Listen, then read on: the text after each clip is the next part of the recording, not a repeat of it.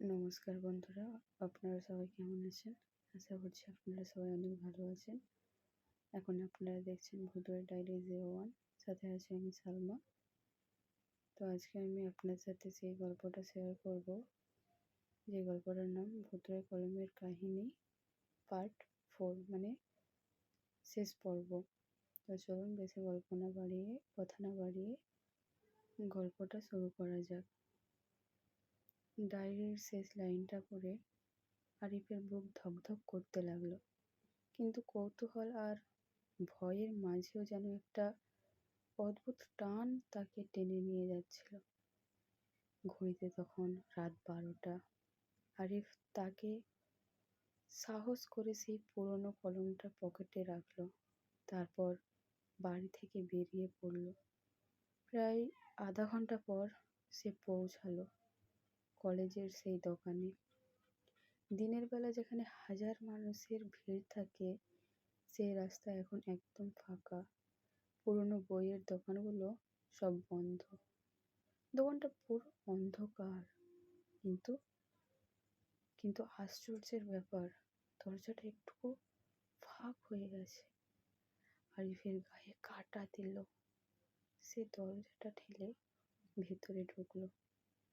ভেতরে ঢুকতে ঠান্ডা বাতাস লাগলো তার গায়ে, যেন অনেক দিন ধরে এখানে কেউ আসেনি। সে মোবাইলের টর্চ জ্বালালো। হঠাৎ তার চোখ পড়ল দেওয়ালে ঝোলানো একটা পুরনো ছবিতে। ছবিটায় দুজন মানুষ দাঁড়িয়ে আছে। একজনের হাতে সেই ফাউন্টেন পেন, আর ছবির নিচে ছোট করে লেখা, লেখক অরুণ সেন ও দেবাশিস রায়, 1983। ঠিক তখনই আরিফের পকেটের ভেতর কলমটা হালকা কাঁপতে শুরু করলো। ডায়েরিটা নিজে থেকেই খুলে গেল। পাতায় লেখা উঠলো, আমরা দুজন বন্ধু ছিলাম। আরিফ দ্রুত পড়তে লাগলো। একদিন আমরা ঠিক করলাম এমন একটা গল্প লিখব যা মানুষকে সত্যি ভয় পাইয়ে দেবে। শেষ পর্যন্ত সেই রাতেই এই দোকানের এক ভয়ঙ্কর ঘটনা ঘটে গেল। ঠিক তখনই আরিফের পিছনে একটা কণ্ঠস্বর ভেসে আসলো, কারণ সেই রাতে একজন আরেকজনকে বিশ্বাসঘাতক করেছিল। আরিফ ঘুরে তাকালো, দেখলো দোকানের অন্ধকার কোণে দুটো অস্পষ্ট ছায়া দাঁড়িয়ে আছে। ডায়েরির পাতায় আবার লেখা উঠল, একজন মারা যায় আর অন্যজন বেঁচে থাকে, কিন্তু অপরাধবোধে সে নিজের গল্প শেষ করতে পারেনি। হঠাৎ কলমটা মাটিতে পড়ে গেল। দেওয়ালের ছবিটা ধীরে ধীরে পড়ে গেল, আর ছবির পিছনে লুকানো একটা পুরনো কাগজ বেরিয়ে এলো। আরিফ সেটা তুলে পড়ল।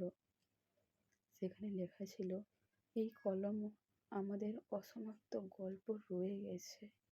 যে কেউ এটা শেষ করবে, সে আমাদের হাত থেকে মুক্তি দেবে। ঠিক তখনই দোকানের ভেতর দুটো ছায়া ধীরে ধীরে মিলিয়ে যেতে লাগলো।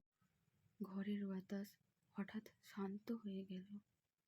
আরিফ ধীরে ধীরে বাইরে বেরিয়ে এলো। পরদিন সকালে সে আবার সেই দোকানে গেল, কিন্তু অবাক হয়ে দেখলো সেখানে কোনো দোকানই নেই, শুধু একটা পুরনো বন্ধ ঘর।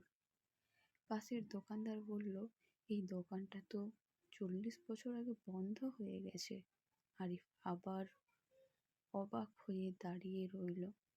তার পকেটে হাত দিতেই বুঝলো সেই ভুতুড়ে কলমটা আর নেই। শুধু তার ডায়েরির শেষ পাতায় একটা ছোট্ট লাইনে লেখা, আজ গল্পটা শেষ করার জন্য ধন্যবাদ। ভুতুড়ে কলমের কাহিনী এখানেই সমাপ্ত। তো বন্ধুরা, ভিডিওটা কেমন লাগলো অবশ্যই কমেন্ট করে জানাবেন। আর ভিডিওগুলো ভালো লাগলে লাইক, কমেন্ট, শেয়ার অবশ্যই করবেন, আর ফলো করে পাশে থাকবেন এরকম নিত্য নতুন ভিডিও দেখার জন্য। তো আজকের মতো এতটাই। কাল আবার দেখা হচ্ছে নেক্সট কোনো ভিডিওতে।